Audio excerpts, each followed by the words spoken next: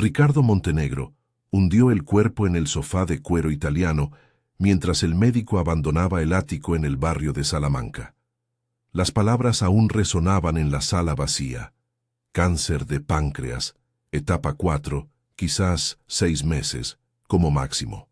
A los 72 años, el hombre que había construido un imperio de miles de millones descubría que todo el dinero del mundo no compraba ni un día más de vida. La vista panorámica de la ciudad mostraba un Madrid dorado por el sol del atardecer, pero él no veía belleza alguna.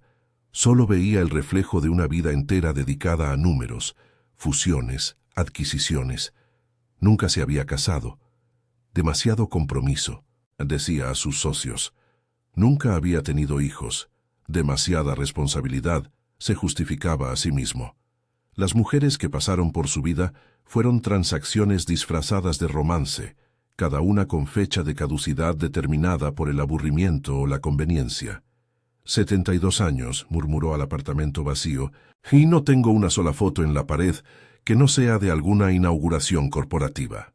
3 días después, conduciendo su BMW por la Gran Vía en dirección a otra inútil consulta médica, Ricardo se detuvo en el semáforo en rojo. El tráfico del centro estaba caótico como siempre. Claxones irritados, vendedores ambulantes, la vida pulsando en su desorden habitual. Fue entonces cuando ella apareció.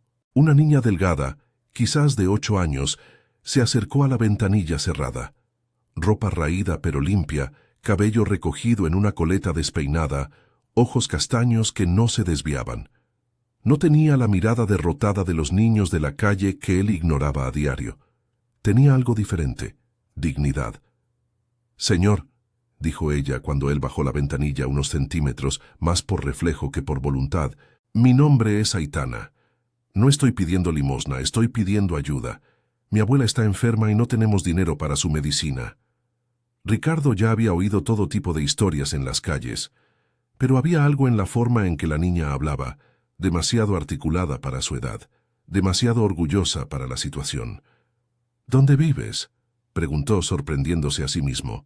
«En una ocupación en la calle de Toledo, apartamento 23, tercer piso», respondió prontamente. «Si quiere comprobar si es verdad, puede ir allí. Mi abuela se llama Isabel». El semáforo se puso en verde. Los coches de atrás tocaron el claxon. Ricardo le entregó un billete de 100 euros a la niña y aceleró, pero el rostro de ella quedó grabado en su mente. Aquella noche, tumbado en su cama king size, no pudo dormir. Por primera vez en décadas la imagen de alguien lo perturbaba. No era atracción, no era interés comercial, era algo que no sabía nombrar. Al día siguiente, canceló una reunión importante y fue hasta la calle de Toledo. El edificio ocupado era un esqueleto de hormigón abandonado hacía años, ahora tomado por familias sin hogar. El olor a moho y alcantarilla era nauseabundo. Subió los 3 pisos por una escalera sin pasamanos, pisando charcos de agua sucia. El apartamento 23 era un cubículo de 20 metros cuadrados, si acaso. Una cortina rasgada servía de puerta. Dentro, en una cama improvisada con tablas y un colchón fino, una señora intentaba levantarse. «Por favor, no se levante», dijo Ricardo.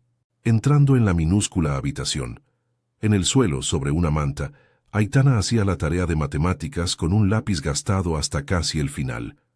«¿Usted?», exclamó la niña, genuinamente sorprendida. «¿De verdad ha venido?». Isabel, la abuela, tenía el rostro marcado por una vida de privaciones, pero los mismos ojos dignos de la nieta. Agradeció el dinero del día anterior, explicó que lo había usado para comprar medicinas para la tensión y algo de comida. Jubilada con pensión mínima, apenas lograba sobrevivir. «Aitana nunca falta a la escuela», dijo Isabel con orgullo evidente. «Es la mejor alumna de la clase, quiere ser médica para cuidarme». Ricardo miró a su alrededor. No había nevera, solo un hornillo. Las pocas prendas de vestir estaban dobladas con cuidado militar en un rincón. A pesar de la pobreza extrema, había organización, la limpieza posible, la dignidad preservada. «¿Por qué médica?», le preguntó a Aitana. «Porque el médico salva vidas», respondió ella simplemente. Y porque cuando la abuela enferma, en el centro de salud público nos tratan mal. Dicen que el pobre se queja demasiado. Cuando sea médica, voy a tratar a todos bien, sean ricos o pobres. Algo se rompió dentro de Ricardo en ese momento. Quizás era la armadura de décadas de cinismo, quizás era la proximidad de la muerte lo que lo hacía permeable a la vida. Sacó la cartera, dejó 1.000 euros sobre la mesa improvisada.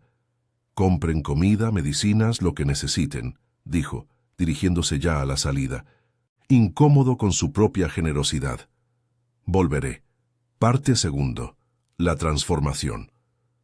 Ricardo empezó a visitar a Aitana e Isabel semanalmente. Siempre llevaba víveres, medicinas, a veces ropa. Descubrió que Aitana caminaba 4 kilómetros a la escuela porque no tenía dinero para el transporte. Descubrió que Isabel había criado a su hija sola, que ésta había muerto en un accidente de autobús cuando Aitana tenía 3 años, que desde entonces abuela y nieta sobrevivían con las migajas del sistema. «¿Por qué vuelve, señor?», preguntó Aitana una tarde de sábado mientras mostraba orgullosa el boletín con notas máximas. Ricardo no sabía qué responder. ¿Cómo explicar que esas visitas se habían convertido en el punto álgido de su semana? ¿Que ver la sonrisa de la niña al recibirlo valía más que cerrar contratos millonarios? ¿Que por primera vez en 72 años se sentía realmente útil? «Porque ahora sois mi familia», respondió él, sorprendiéndose a sí mismo con la honestidad. Fue un martes cuando todo cambió. Isabel sufrió un infarto fulminante. Los vecinos la encontraron caída en el suelo del cubículo, Aitana llorando a mares intentando reanimarla. Llamaron al SAMUR Protección Civil, pero la ambulancia tardaría. Siempre tardaba en la periferia. Aitana recordó la tarjeta que Ricardo había dejado. «Para emergencias», había dicho él. Con dedos temblorosos, marcó el número en la cabina telefónica de la esquina. Ricardo Montenegro estaba en una reunión del consejo cuando el teléfono sonó. Escuchó los sollozos de la niña y no dudó. «Voy para allá», dijo levantándose en medio de la presentación trimestral. «Cancelen todo». Usó toda su influencia, todos sus contactos. En 2 horas, Isabel estaba en el Hospital Universitario Gregorio Marañón, siendo operada por el equipo del doctor Fuentes, el mismo que cuidaba de ministros y empresarios. «¿Es pariente suya?», preguntó la enfermera. «Rellenando formularios». «Es mi familia», respondió Ricardo sujetando la mano de Aitana, que no paraba de temblar. Durante los 5 días que Isabel estuvo en la UCI, Ricardo no salió del hospital. Aitana dormía apoyada en su hombro en la sala de espera. Él descubrió que conseguía calmarla, contándole historias de su infancia pobre en Extremadura, algo que no compartía hacía décadas. «¿Usted también fue pobre?», preguntó Aitana admirada. «Muy pobre. Vendía helados en la feria para ayudar a mi madre. Estudié con libros prestados. La pobreza no define quiénes somos, Aitana. Lo que hacemos con las oportunidades que la vida nos da es lo que importa». Cuando Isabel recibió el alta, Ricardo tomó una decisión. «Se van a vivir conmigo hasta que ella se recupere completamente», anunció no como pregunta, sino como un hecho. La cobertura en el barrio de Salamanca, que durante décadas había sido un mausoleo de lujo, se transformó. Aitana corría por los pasillos de mármol, maravillada con la vista de la ciudad. Isabel, aún débil, lloraba de gratitud al acostarse en una cama de verdad después de años durmiendo en un colchón fino. «Es temporal», repetía Ricardo, más para sí mismo que para ellas. Pero todas las noches, cuando ayudaba a Aitana con los deberes en la mesa del comedor que había costado más que un coche utilitario, cuando escuchaba a Isabel contar historias de su juventud mientras tomaban té, él sabía que estaba mintiendo. No quería que fuera temporal. Fue Aitana quien notó primero las señales. Ricardo estaba más delgado, más pálido. Tomaba muchos medicamentos. «¿Usted está enfermo?», ella preguntó una noche, directa como siempre. Él pensó en mentir, pero esos ojos castaños merecían la verdad. «Sí, mi querida, pero los médicos me están cuidando». La niña lo abrazó con fuerza sorprendente. «No quiero que usted se muera», susurró contra su pecho. «Usted es el padre que siempre quise tener. Ricardo lloró por primera vez en 40 años. A la mañana siguiente llamó a su abogado. «Quiero adoptar a una niña», dijo, «y necesito rehacer mi testamento». El proceso fue complicado. Un hombre de 72 años, con cáncer terminal, queriendo adoptar a una niña de 8. Pero el dinero y la influencia abren puertas, y en 2 meses los papeles estaban listos. «¿Quieres ser mi hija?», Ricardo preguntó, arrodillándose con dificultad ante Aitana, los documentos de adopción en las manos. La respuesta de ella fue saltar a sus brazos gritando «¡Papá!», repetidamente, llenando el apartamento de una alegría que las paredes nunca habían presenciado. Los últimos meses de Ricardo fueron los más plenos de su existencia. Cada mañana comenzaba con Aitana saltando en su cama, contándole los sueños de la noche. Cada desayuno era una celebración sencilla de la vida, con Isabel preparando huevos revueltos mientras él y su nieta, ahora hija, leían las noticias del día. La quimioterapia era brutal. Ricardo volvió a casa devastado, vomitando, temblando de fiebre. Pero Aitana siempre estaba allí, con un vaso de agua, una toalla fría, un abrazo silencioso. Isabel preparaba caldos ligeros, le cuidaba como si fuera su propio hijo. «¿Por qué hacéis esto?», preguntó él una tarde particularmente difícil. «Porque la familia se cuida entre sí», respondió Isabel simplemente. «Usted salvó nuestras vidas, ahora es nuestro turno de cuidar la suya». Ricardo reunió a su equipo de abogados. El testamento fue preparado con meticulosidad obsesiva. Aitana heredaría todo: los miles de millones, las empresas, los inmuebles. Pero no solo eso, el 10% del patrimonio se destinaría a la creación de la Fundación Aitana Montenegro, dedicada a dar oportunidades de estudio a niños necesitados, especialmente en el área médica. Isabel tendría una pensión vitalicia, casa propia, plan de salud completo, todo lo que necesitara por el resto de su vida. «Pero hay una condición», dijo Ricardo a Aitana una noche, ya muy débil, acostado en la cama con ella a su lado, leyendo un libro de historias. «Vas a estudiar, te graduarás en medicina y usarás este dinero para ayudar a la gente. ¿Lo prometes?». «Lo prometo, papá», dijo ella solemnemente. «Haré que usted se sienta orgulloso de mí». «Ya lo estoy», susurró él, «más orgulloso de lo que puedes imaginar». La última semana fue difícil. Ricardo apenas podía levantarse de la cama, pero Aitana montó un campamento en su habitación, durmiendo en un colchón al lado de la cama, sujetando su mano durante la noche cuando llegaban las pesadillas. «Papá», dijo ella la última noche, «gracias por elegirme». «No, hija mía», respondió Ricardo con la voz ya muy débil. «Gracias por salvarme.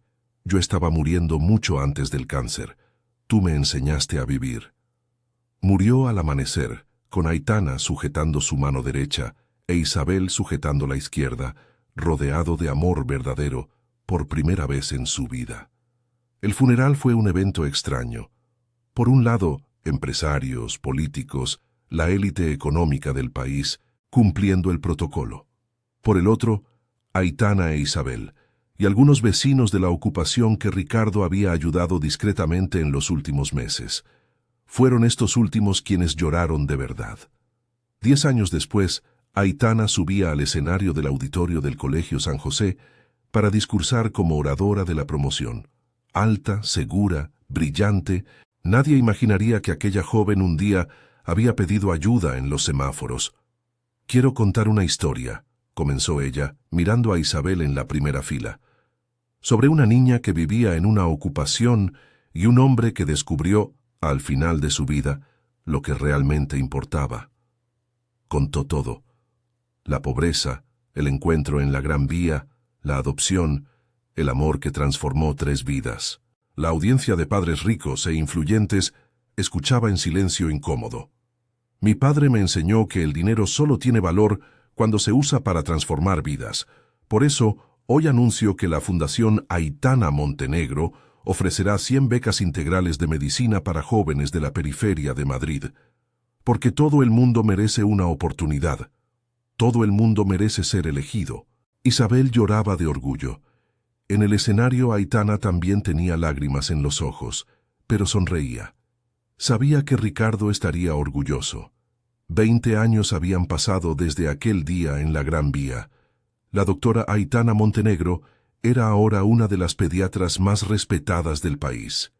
El Hospital Ricardo Montenegro atendía gratuitamente a miles de niños necesitados al año. La fundación ya había formado a más de 500 médicos, todos procedentes de comunidades desfavorecidas. Aquella mañana específica, ella hacía la ronda en la ala de oncología pediátrica cuando encontró a Lucía, de 8 años, la misma edad que Aitana tenía cuando conoció a Ricardo. Huérfana, viviendo en un centro de acogida, luchando contra la leucemia, pero con la misma mirada, digna, fuerte, llena de sueños a pesar de las circunstancias. ¿Tienes miedo?, preguntó Aitana sentándose en el borde de la cama. Sí, admitió Lucía. ¿Pero usted no tuvo miedo cuando era pequeña y pobre? Aitana había contado su historia a los niños del ala, para darles esperanza. Tuve mucho miedo, pero ¿sabes lo que aprendí? Que a veces la vida pone ángeles en nuestro camino. Mi ángel llevaba traje y conducía un BMW. Lucía rió. ¿Usted puede ser mi ángel? Aitana sintió el corazón acelerarse. Miró a la niña, sola en el mundo, luchando por la vida, necesitando amor tanto como medicinas. Pensó en Ricardo, en cómo había arriesgado los últimos meses de su vida para darle un futuro. ¿Qué tal más que un ángel?, preguntó Aitana. ¿Qué tal una madre? El grito de alegría de Lucía pudo oírse en toda la ala. Enfermeras lloraban, médicos sonreían, y en algún lugar, Aitana estaba segura, Ricardo también sonreía. Por la noche, como siempre hacía en decisiones importantes, Aitana fue al cementerio de la Almudena. Se sentó junto a la tumba sencilla. Ricardo había pedido simplicidad al final, y le contó sobre Lucía, sobre los miles de vidas transformadas, sobre cómo el amor que él había plantado seguía floreciendo. «¿Sabes, padre?», le dijo al mármol frío, «usted creyó que moriría sin herederos, pero mire esto, somos miles ahora. Cada niño que la fundación ayuda, cada vida que el hospital salva, cada sueño que se cumple, todos son sus herederos. Usted nos enseñó que el verdadero legado no se cuenta en cifras, se cuenta en vidas transformadas». Se levantó, besó la lápida y caminó hacia el coche. En casa, Lucía la esperaba para la cena, junto con Isabel, ahora con casi 90 años pero aún fuerte, y Marco, el adolescente huérfano que Aitana había adoptado 5 años antes y que acababa de entrar en medicina. Mientras conducía por las calles de Madrid, Aitana sonrió al detenerse en un semáforo en la Gran Vía. Una niña se acercó al cristal, delgada, con ropa raída pero limpia y una mirada digna. «Señora», dijo la niña cuando Aitana bajó la ventanilla, «me llamo María, no estoy pidiendo limosna».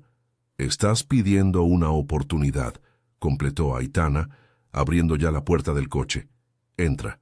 Vamos a hablar de tu futuro». Y así el círculo volvía a empezar. El amor que Ricardo Montenegro había descubierto demasiado tarde para sí mismo, pero a tiempo para sembrar en otros corazones, seguía multiplicándose. Porque esa es la naturaleza del amor verdadero. No muere con quien lo dio, vive eternamente en quien lo recibió y lo transmite. María entró en el coche con la misma mezcla de desconfianza y esperanza que Aitana había llevado años atrás. Mientras conducía, Aitana observaba por el retrovisor a la niña, admirando el interior del vehículo, tocando tímidamente el cuero de los asientos, exactamente como ella misma había hecho en el BMW de Ricardo Montenegro 2 décadas atrás. «¿Usted es médica de verdad?», preguntó María, notando la bata blanca en el asiento trasero. «Sí. Y directora de un hospital que cuida a niños, pero más importante que eso». Aitana se detuvo en el mismo semáforo donde conoció a Ricardo Montenegro. «El destino tiene estas ironías. Soy alguien que entiende exactamente por lo que estás pasando.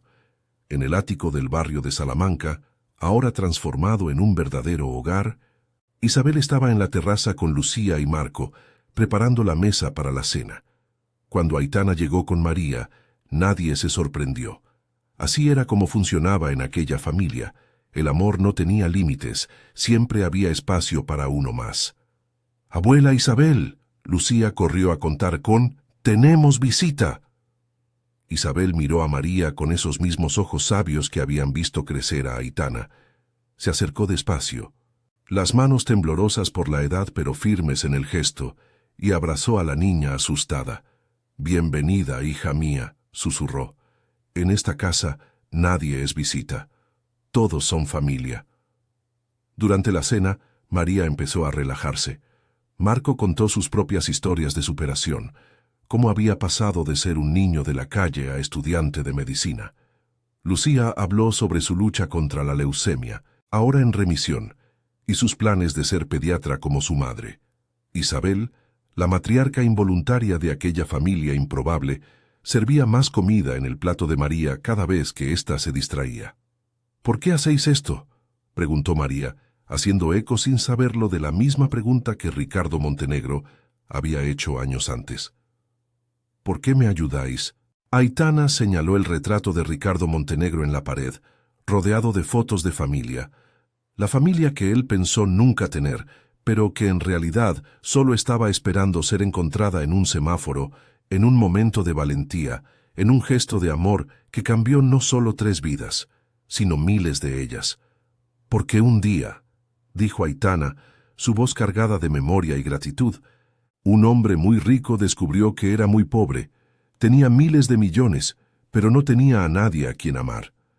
Entonces bajó la ventanilla del coche para una niña sucia y asustada, y esa niña le enseñó que la verdadera riqueza no se deposita en bancos, se siembra en corazones». María escuchó atenta mientras Aitana le contaba toda la historia. Cómo Ricardo Montenegro la encontró, la adoptó, murió sujetando su mano. Cómo ella prometió usar la fortuna para transformar vidas. Cómo la fundación formó a cientos de médicos procedentes de la pobreza. Cómo el hospital salvaba a miles de niños cada año.